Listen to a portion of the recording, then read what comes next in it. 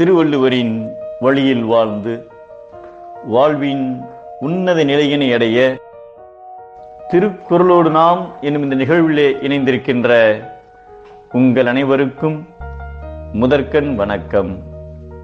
குறள் எண் 351, அதிகாரம் மெய்யுணர்தல். இது யோக வசிஷ்டம் என்ற நூலில் கூறப்பட்டுள்ள கதை. அரிஸ்டரேமி என்ற ஒரு மன்னர் இருந்தார். அவர் ஏராளமான புண்ணிய காரியங்களை செய்தவர். திடீரென்று அவர் தனது அரசாட்சியை பிள்ளைகளிடம் ஒப்படைத்துவிட்டு காட்டிற்கு சென்று தவம் செய்ய ஆரம்பித்தார். இது இந்திரனுக்கு பெரும் நடுக்கத்தை உண்டாக்கியது. ஏனென்றால் அரிஸ்டரேமியின் தவப்பயன் அதிகமாகி அவர் இந்திர பதவிக்கு வந்துவிடக்கூடும் என்று பயந்தார். ஆகையால் அரிஸ்டரேமியால் இந்திர பதவி பறிபோவதை விட இப்போதே அவரை அழைத்து இங்கு என் ஆளுமைக்கு உட்பட்ட தேவர்களில் ஒருவராக ஆக்கிவிடலாம் என்று யோசித்தார். உடனே இந்திரன் ஒரு தேவதூதரை அழைத்து, நீ தேவலோக விமானத்துடன் பூலோகம் செல். அங்கு காற்றில் கடுமையாக தவம் செய்து கொண்டிருக்கும் அரிஸ்டரேமியை நான் சொர்க்கத்திற்கு அழைத்து வரச் சொன்னதாக சொல்லி கையோடு அழைத்து வா என்று அனுப்பினார்.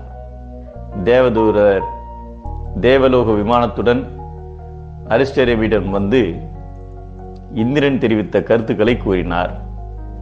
அதற்கு அரிஸ்டரேமி, சொர்க்கத்தில் உள்ள நல்லது கெட்டது என்னென்ன என்று முதலில் நீ சொல், அதன் பிறகு உன்னுடன் சொர்க்கத்திற்கு வரலாமா வேண்டாமா என்பது பற்றி நான் முடிவு செய்கிறேன் என்றார்.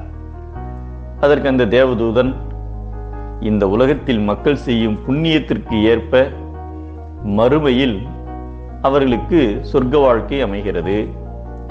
சொர்க்கத்தில் கூட அவரவர் செய்த புண்ணியத்திற்கு ஏற்ப உயர்ந்தவர் தாழ்ந்தவர் என்ற வேறுபாடு உண்டு என்று சொன்னார். அதை கேட்டதும், அப்படிப்பட்ட அந்த சொர்க்கம் எனக்கு வேண்டாம்.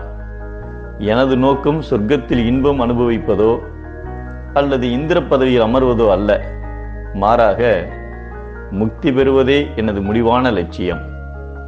சொர்க்க வாழ்க்கை என்றும் நிலையானது அல்ல. நாம் செய்யும் புண்ணியம் கரையும் வரையில்தான் அங்கு நாம் இருக்க முடியும். புண்ணியம் தீர்ந்தவுடன் மறுபடியும் பூமியில் வந்து ஏதாவது ஒரு ஜீவனாக பிறக்க வேண்டும். அதனால் நான் பிரம்மத்துடன் ஐக்கியமாக வேண்டும் என்று விரும்புகிறேன் என்று கூறி அவரை திருப்பி அனுப்பினார்.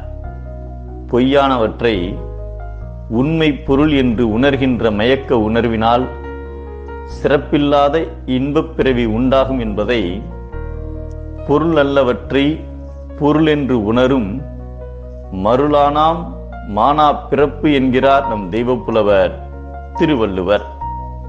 வாழ்வின் உண்மையை அறியவே மனித பிறப்பு. மெய்ப்பொருள்படி வாழ்ந்தால் இல்லை இனி பிறப்பு.